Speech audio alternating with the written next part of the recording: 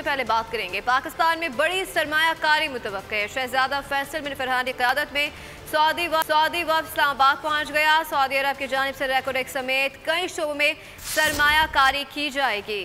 बिल्कुल, आपको बताएं पाकिस्तान में बड़ी सरमायाकारी मुतवक्के है। शहजादा फैसल बिन फरहान की क़यादत में सऊदी वफ़द इस्लामाबाद पहुँच गया। सऊदी अरब की जानिब से रेकोडेक समेत कई शोबों में सरमायाकारी की जाएगी।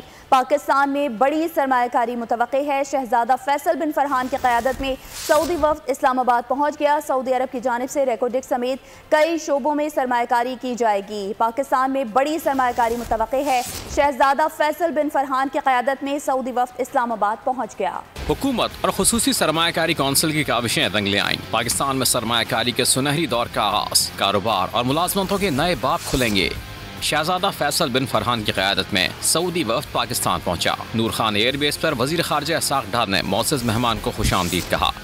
पहले मरहले में सऊदी अरब की जानिब से $5 अरब की सरमायाकारी की जाएगी, जिनमें रेकोडेक, ग्रीन रिफाइनरी, दियामिर भाषा डैम, ज़राअत और खैबर पख्तूनख्वा में सयाहत का फ़रोग़ शामिल है। पंजाब के RLNG पावर प्लांट्स को भी सऊदी हुक्काम के सामने निशाई मकासद के लिए पेश किया जा सकता है।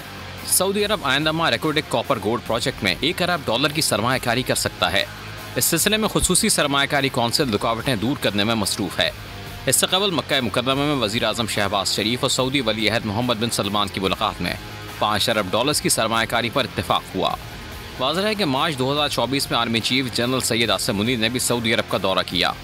मोहम्मद बिन सलमान से मुलाकात में दिफाई उमूर के साथ सऊदी अरब ने पाकिस्तानी मईशत में भरपूर ताउन की यकीन दहानी कराई थी। उम्मीद की जा रही है कि सऊदी वफ़द का ये दौरा पाकिस्तान के माशी इस्तेहकाम में कलीदी किरदार अदा करेगा। सब्सक्राइब करें और बेल दबाएं ताकि कोई खबर रह न जाए।